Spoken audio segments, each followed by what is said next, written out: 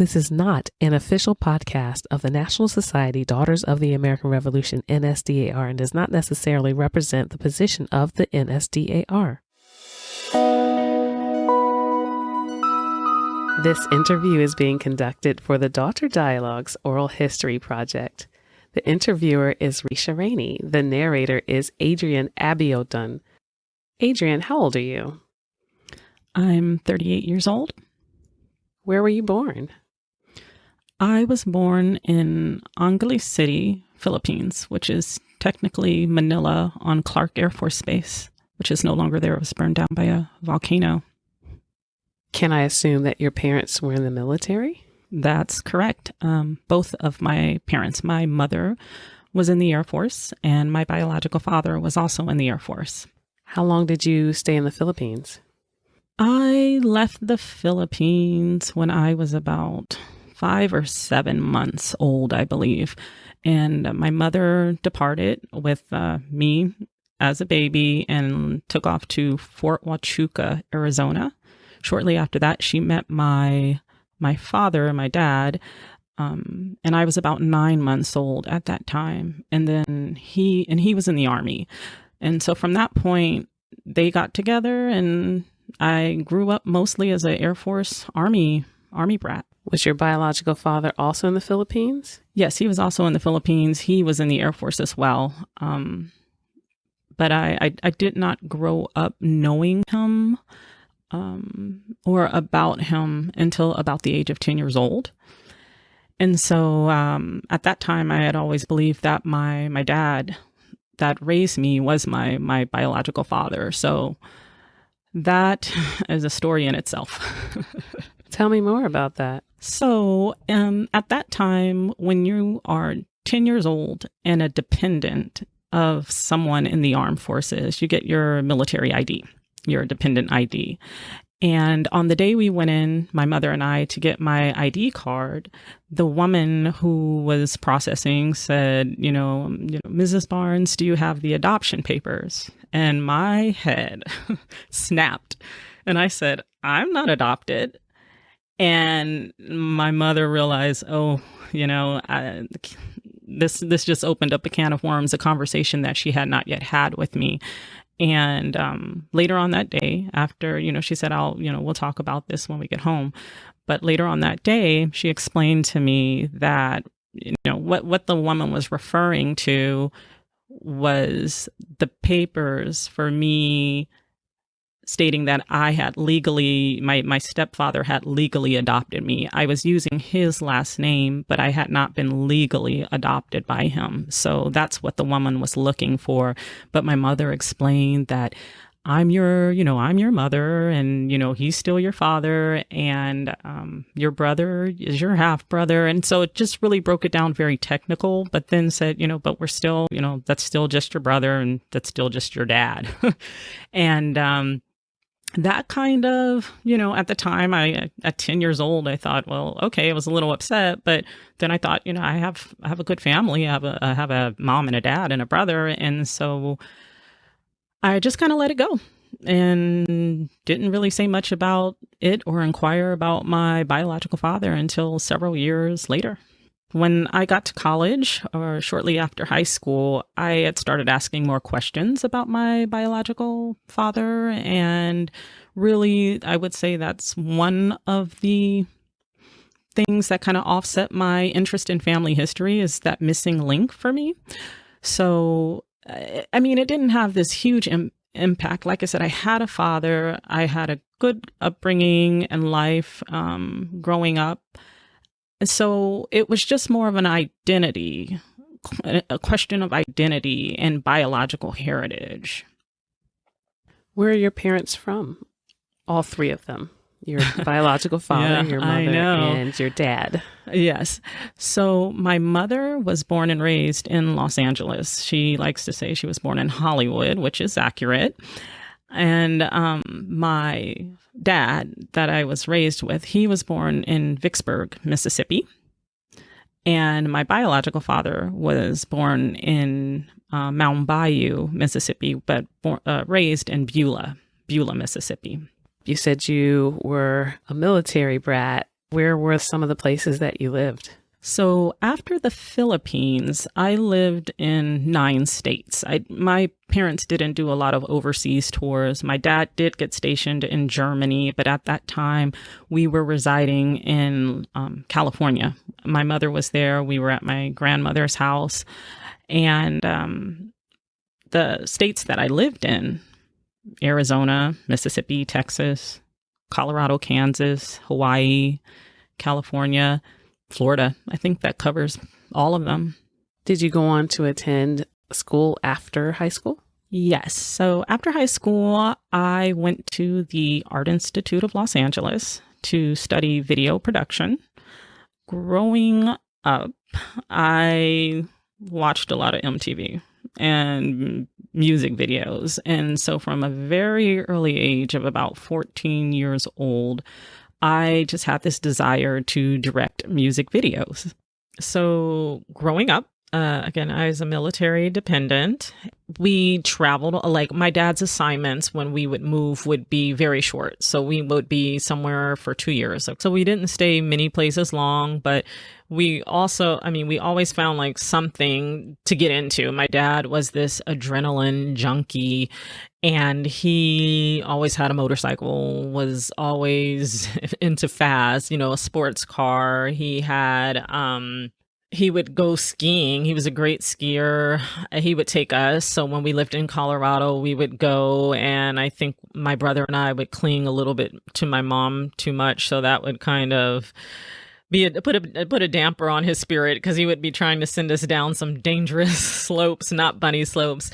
But then, there would be times we'd go jet skiing or in speedboats on our vacations and stuff. So it was always very fast. It was also always a lot of music playing in our household.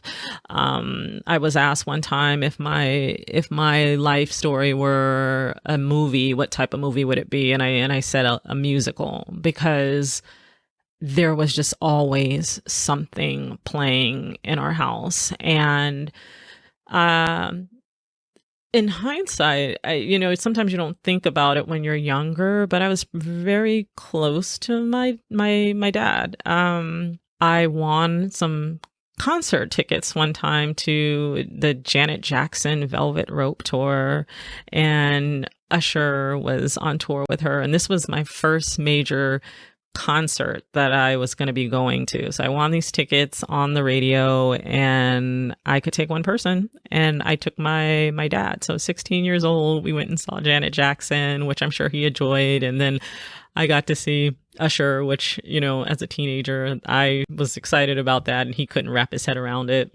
But we were pretty close. At 16 years old, right after that concert, it all happened pretty fast, but not too long after the Janet Jackson concert, I was in a car accident, and I lost my hearing at the age of 16 from this car accident. And what happened was, I got into this minor car accident on the way to school. My friend was driving, and a car hit us. And then I was the passenger, but it was all, we were fine. So we went on to school that day. And then later on at my after school job, I worked at a dry cleaners. That was my first job after school in high school. And I started having whiplash. As a teenager, you don't know much about these things. So I finally told my mother after a whole day of school that I was in a car accident earlier today, and I'm starting to feel kind of sore. And so the next day, I lost hearing in my right ear, and then I lost hearing in my left ear the next day. And for 2 weeks, I was completely deaf. And so that was a hard point in my younger years, because as someone who was aspiring to be a music video director, and you can't hear music, and I couldn't hear the sounds of my family or voices of my friends, that was really trying for me. And I remembered watching Jerry Maguire for the first time, and with all subtitles. And it was the first time I ever watched any movie with all subtitles. And I bawled. I cried my eyes out, because I thought, am I going to have to watch movies like this forever? And so After that, at that point, car accident, injury, I did regain some hearing, but which it came back as though like my ears started popping one day, like if you were flying in an airplane and you're depressurizing or whatever, they started popping. And so I got some hearing back and I could hear, but then I had ringing in my ears, which I've had ever since that time. So for the last, 22 years or so. And I was going to need hearing aids. So at that point, it was a little bit of a rough patch in our home because I had to get an attorney. My parents were going through a rough time, and my brother was going through a rough time, he's 2 years younger than me. And we were in the process of leaving Florida and moving to Hawaii because my dad was getting reassigned there. But my parents were also on their way through a divorce. And so at one point in our household, I think in Hawaii, I had my attorneys back in Florida. My parents had divorce attorneys. My brother had attorneys. And that was challenging, to say the least. And so then long story short, after I went to college from high school in Hawaii. That's when I took off and went to the Art Institute of Los Angeles. My dad and I did not talk for a while. It was like my parents got divorced, the kids got divorced, and he just was not present. And that hurt. I felt for me, it really hurt. There were just, divorce brings out the nastiest things in some people. And the kids sometimes get that. So I tried not to take it too personally. I just realized it just comes with it. And, over time, which probably about 2 years later, I heard from my father again. And, he apologized that he just needed some time away. And I was okay with that. I think I have a very forgiving personality to a point. And I've just learned that it's very therapeutic and healing over time to forgive. And I did that. I think both of my parents are phenomenal people on their own. And so after he retired from the military, he had done some other government work. He worked at the Pentagon, and we just always kept in touch. I could talk to my dad about anything. He was very easygoing, very much a people person, and so forth. And so we kept in touch. I didn't see him too often unless I had a tour or my job. My job took me through that wherever he was living at one point. That was in Arlington, and he had retired completely in Charleston, South Carolina. So I visited him there. Now, regrettably, in the last few years of his life, his mental state took like a little bit of a turn. He was just kind of out there, very happy, very pleasant. He had remarried, and he was going through some things more personally than I think anything else. But I continued to stay in touch, and we would talk, and it was almost as though he was grooming me for what he was saying he wasn't going to do.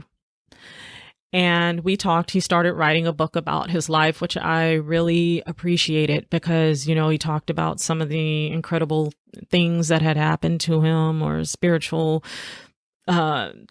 things that he had encountered through life, or moments, where, he had just dodged trouble, or someone or something had looked out for him. He was never really a religious person, but this was I was really pleased that he was writing about his life, and I thought, it was really something to treasure. So he had me reading it so I could help with editing and so forth.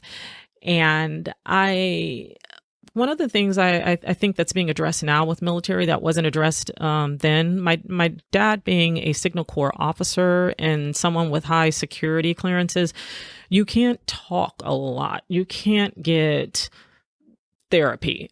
So there are things that I personally feel that my father probably did not get healing from as a child, as a teenager. You go into the army, you suck it up, and you don't talk about those pains. But I felt that when I was reading his work, that there were things that he probably didn't get a chance to talk about. And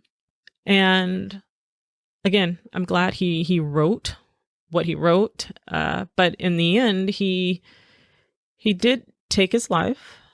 In 2013, I was pregnant at the time with my son, and it wasn't a surprise to me at that time. In fact, I had been on the phone. I was talking to a friend of mine in California, and earlier that day I had received a call from a number I didn't know and didn't answer. But at the time I was talking to my friend, I said, should I do this well check on my dad? He was talking kind of, love you guys, and, take care of the kids, and should I do this? I was asking my friend at this very moment, I said, should I do a well check on my dad? And then this number is calling me again. So I said, wait a second, this is the second time these people have called. Let me click over and find out who it is. And it turned out to be the coroner of Charleston, South Carolina. And he had given me their information, or he had given them my information as the point of contact. He had left all that out on the desk, and I had to take charge at that point and handle his final and last wishes, and with my pregnant self, go to Charleston, South Carolina, and manage that. But I feel like there's just with the military, I felt like from his writing, it wasn't allowed that channel for therapy, for assistance, for talking to someone. So I think a lot of our service members don't wholeheartedly feel that what they sometimes are asked to do or what they end up doing it sits well with their soul sometimes. With this terrible tragedy, in what way were you connected with your mother and your brother, or even your career as an adult? Living in Los Angeles, my mother's family is from there. So I have a lot of family. I have a lot of friends there. So it feels like home a lot. But my mother was not living in Los Angeles at the time. She had, after we left Hawaii, which is where I graduated from high school, she moved back to Florida at my brother's request. So my brother and my mother were in Florida. I was in Los Angeles. I was just kind of at odds with the profession. Like I said, it was a lot of fun, but at the same time, kind of shallow, being in the entertainment industry. And I was looking to do something more. So I thought, well, I'll go home to Florida, because Florida is where my mom is and mom is home. But when I got to Florida, I ended up staying a lot longer than I had anticipated. So I'm still here. But I just shifted into experiential mobile marketing campaigns. It was just something that kind of fell into my lap. I met someone who had been doing some of that for a few years. She had been doing auto shows and traveling and just promoting different products. And sure enough, I started doing mobile marketing tours. Are you still doing that today? No, that stopped once I married and I had my children. I couldn't travel as much. It's not work that you can really do if you're trying to start a family. Did you do any other endeavors during this period of kind of changing careers? What other kind of activities were you engaged in, or projects? From 2001 on to 2008. I traveled, I would say 2010. I traveled quite a bit. I went to, between that time frame, about 23 countries.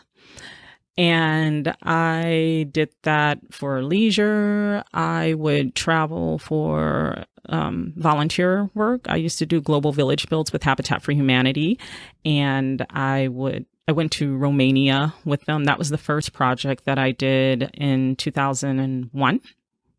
And I was inspired to do that by a Teen People article where Sarah Michelle Gellar, who was Buffy the Vampire Slayer at that time, she had gone to the Dominican Republic and, had built houses for individuals. And I thought that was pretty cool. So that was the inspiration behind it. But I went to Romania. I went to Tajikistan in 2006. And then I led 3 projects, 2 to Ethiopia, so twice to Ethiopia, 1 to Kenya, and then a 4th one to Trinidad and Tobago. But that one was as a new mom, and that was not a good idea.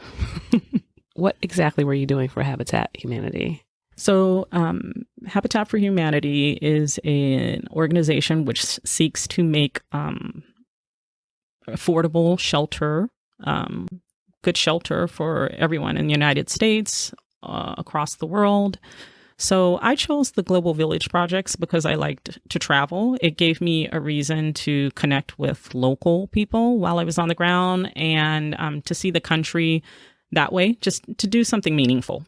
So when I was in Ethiopia, for example, we'd spend 2 weeks. It'd be a 2-week project, and we'd help build with the families that would be getting the homes. We would build these mud houses, and Ethiopia, I would say, is my favorite. Were my favorite trips, hands down, with Habitat for Humanity. The program was just run so well. The families were wonderful. The teams I had were just really inspiring. So, yeah, and the building depends. Like sometimes in Romania, when I built there, it was a townhome complex that we were building with wood and concrete. And in Tajikistan, we were building for doctors whose homes had been destroyed from some civil strife and war. So there was a lot of concrete block there. And Kenya was a lot of brick too. So the projects are very hard. It's not everybody's style of vacation, but I really enjoyed it. And usually after these trips with Habitat, I would take another week or 2 to explore the countries on my own or with another friend or volunteer, whoever decided to join me. But if no one decided to join, I would be off on my own. So. Were you doing this on a volunteer basis, or were you able to generate some type of income to support yourself while you were traveling the world? No, I was doing this on a volunteer basis. From my jobs that I had with mobile marketing, some of this would be in between a mobile marketing tour because a lot of the work I used to do would be freelance contractor, independent contractor work. So I used to blog for AOL Travel. I used to blog for a company called Trazzler, which was a travel blog in the early blogging years. Just do different odds and ends kind of jobs and then have fun in between.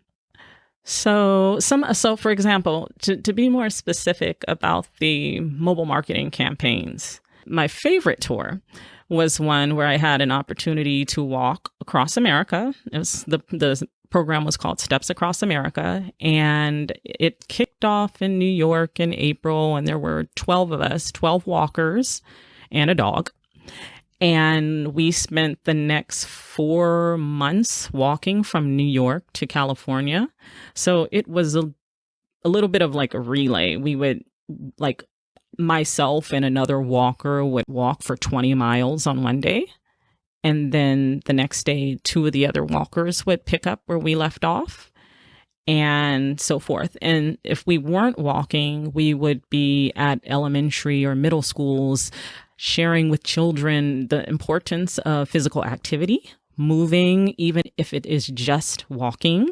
So it was a lot of fun. I probably was in the best shape of my life that year. Was there any particular location that you remember the most from your walk? I get that question a lot. I've been to 49 states. I'm only missing Alaska, and that is a result of walking across America, doing these different mobile marketing tours, living in 9 states. And after a while, it becomes a blur.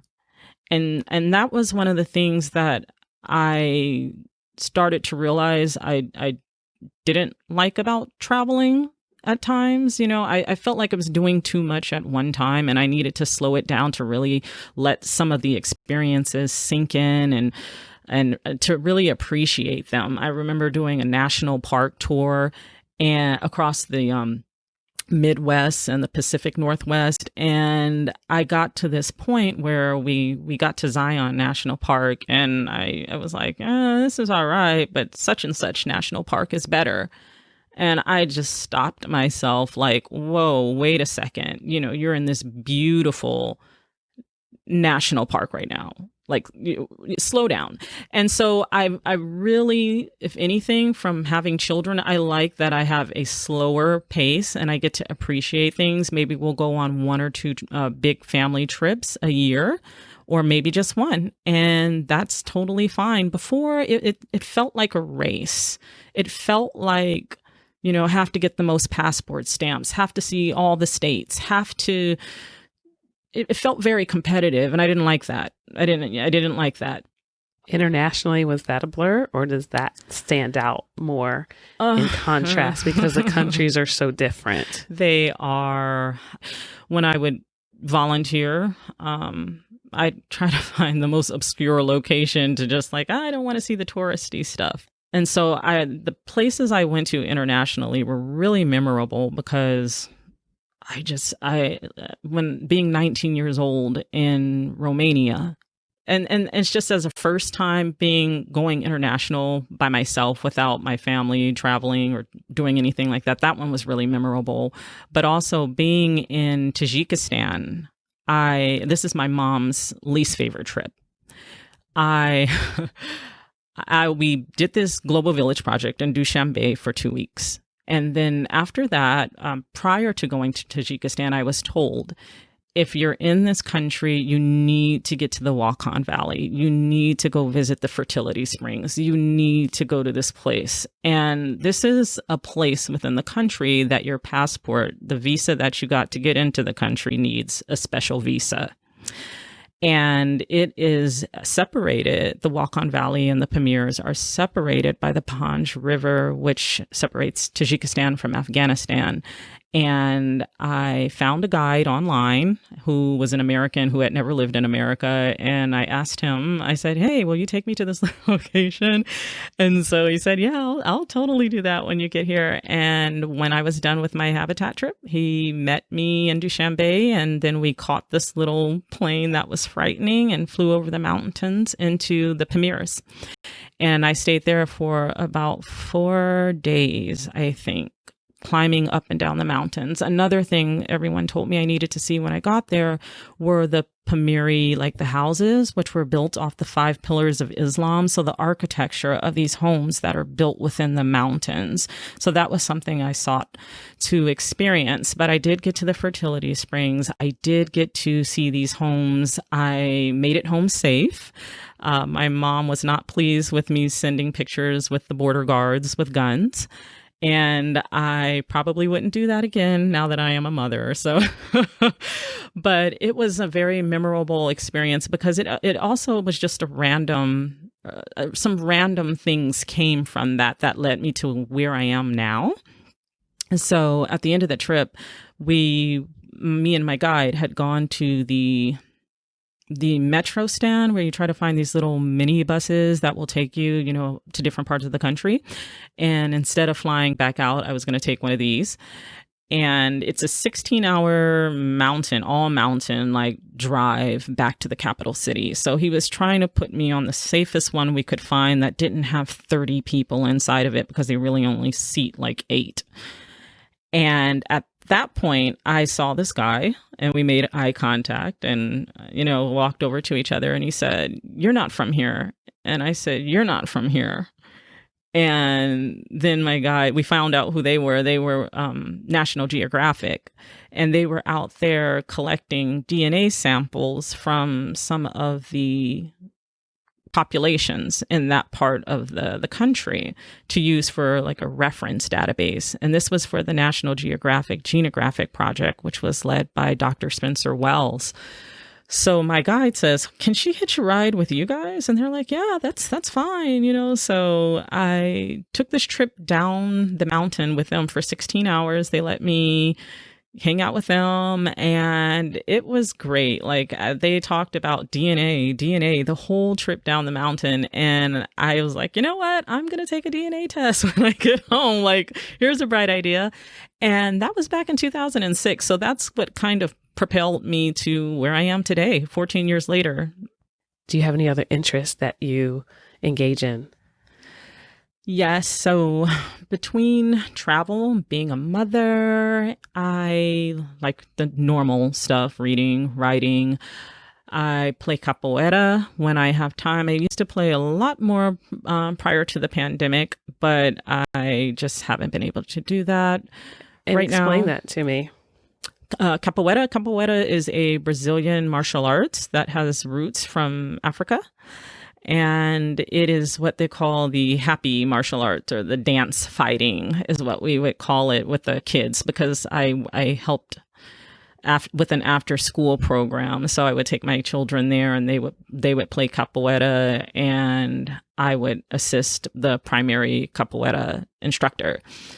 And it's great. I like it a lot. I like to dance. I like martial arts. I was really just looking for a way to forge like an activity I could do with my children that keeps us active. I've run a few couple marathons and half marathons, and botanical gardens are another one of my things. So just an odd mixture of things. I try to also learn Farsi. It's a language I kind of fell into while I was living in Los Angeles. Have friends I went to college with that were Persian, and some coworkers from different jobs I had while I was in college. And they started teaching me, and I just fell in love with the language. I fell in love with the writing it. And Iran is very high on my wish list, my travel wish list. So tell me more about after you were coming down this mountain, riding with the National Geographic team in Tajikistan, talking about DNA, and you said that's what you were going to do. You're going to go ahead and get a DNA test. Where did that lead you? So at that time, the Genographic Project, their DNA tests would allow you to trace your direct maternal line or your direct paternal line back to Africa or wherever more recently your ancestors came from. But with most people's, showing how everybody came from Africa, to put it simply. So when I took the test, all I can do is my direct maternal line because I am a woman. I don't have Y DNA. So I took their maternal mitochondrial DNA test. And when I got back, it just showed me, it was very generic. I would say that. So there were no surprises. I guess it showed that my mother's mother's mother, and so forth came from Africa. And it gave me a haplogroup. And at that time, I just kind of set it aside. But then from there, another company came to my attention. So in 2007, I took one of their tests. And their test was the same type of test, but it would zoom in a little bit more on where in Africa your ancestors are from. So I took this maternal or matriclan test, I think is what they called it at the time, and it determined that my DNA was similar to present day populations in Sierra Leone, Liberia, and Guinea-Bissau. And that I'll say I was pretty naive at the beginning of all these DNA tests I started taking because I just had bigger expectations. The goal was, I want to find out where I come from in Africa, but I've realized it's far more complex than that. And their tests kind of hit me with a dose of reality.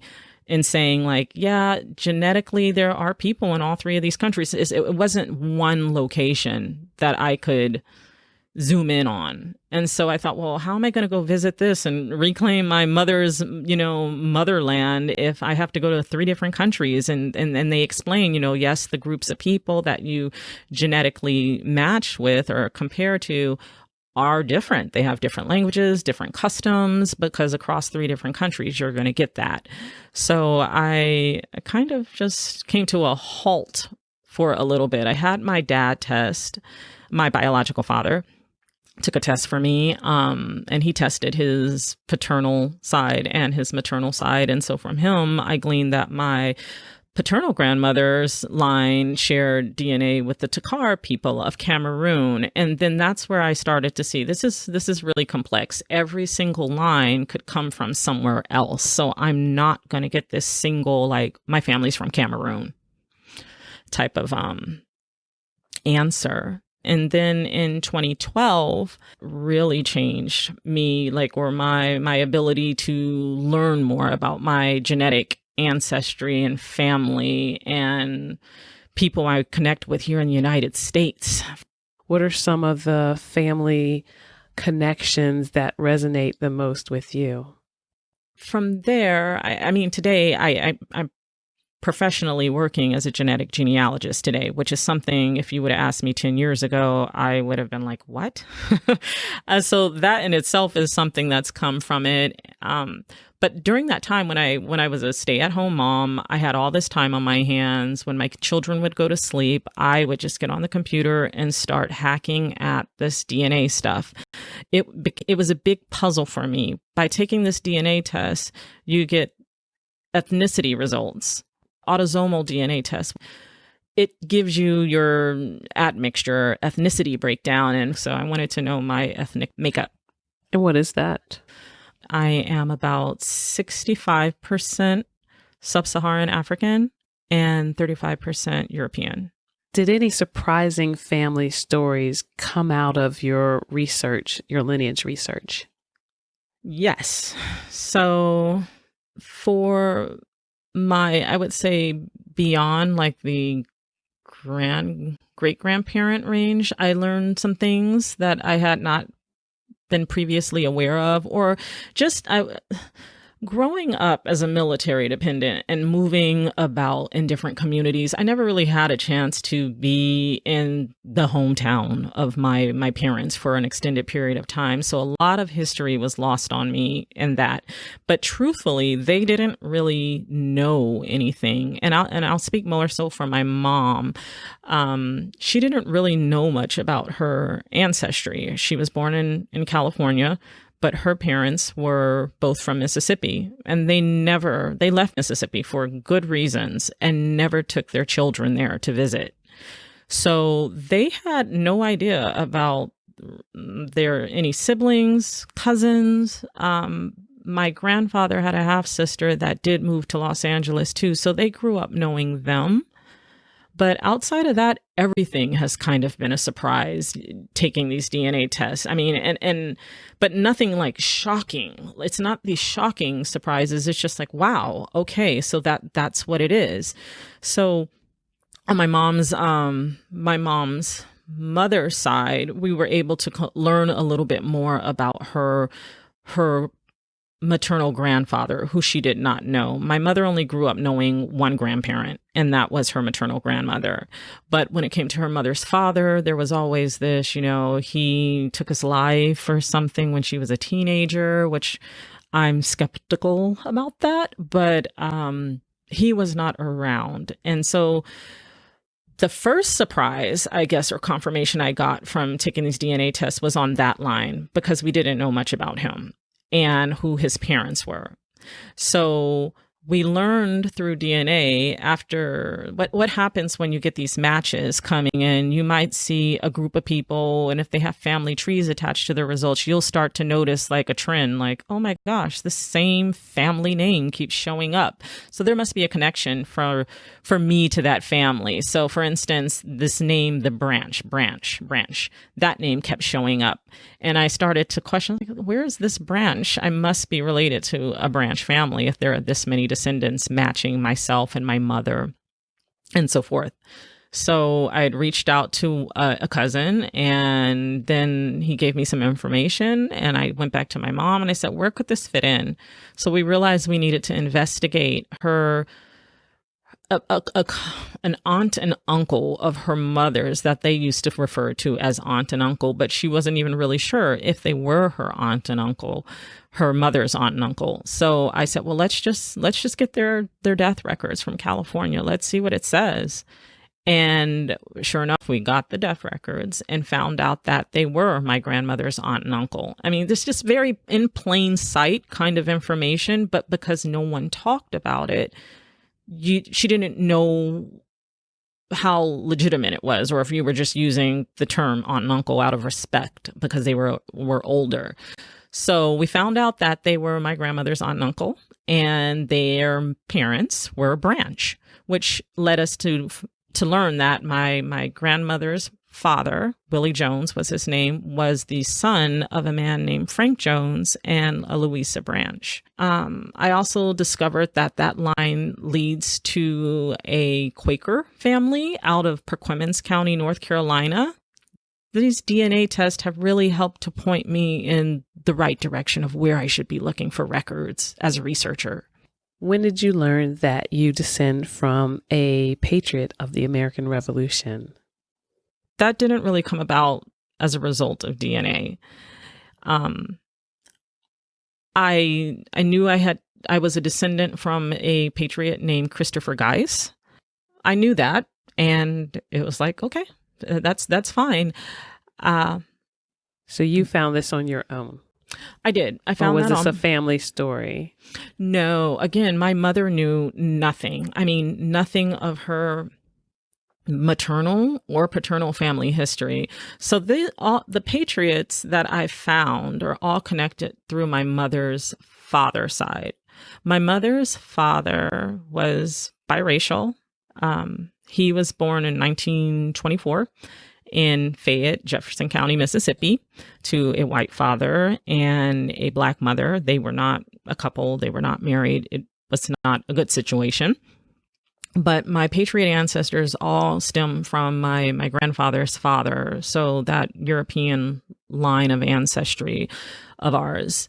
And they were easy to trace. So that part of my tree is the most built out part because of the record collections that were just made available to them. And I have a cousin who is my genealogy buddy, like my rock, and his name is Herman Jones. And he found out that I knew this information and lost it. And he said, you have a patriot? And oh my gosh. And he's flipping out, and this is incredible. And I'm like, okay, I'm pretty casual about it. Like, okay, sure. And he said, do you know you could join the DAR? And I said, oh yeah, I guess. And so he said, you should do it. And I said, well, I said, it's a lineage organization. There are going to be records involved to prove your line of descent from this patriot. And I said, that's not a problem except for my grandfather. And because I said his birth certificate is a hot mess. Like there's lies. Join us for the next episode, during which Adrienne talks about what lies she discovered on her grandfather's birth certificate and what happened when Adrienne contacted the leader of a state society of the Daughters of the American Revolution and told her that they descend from the same patriot ancestor and therefore her family has mixed race heritage.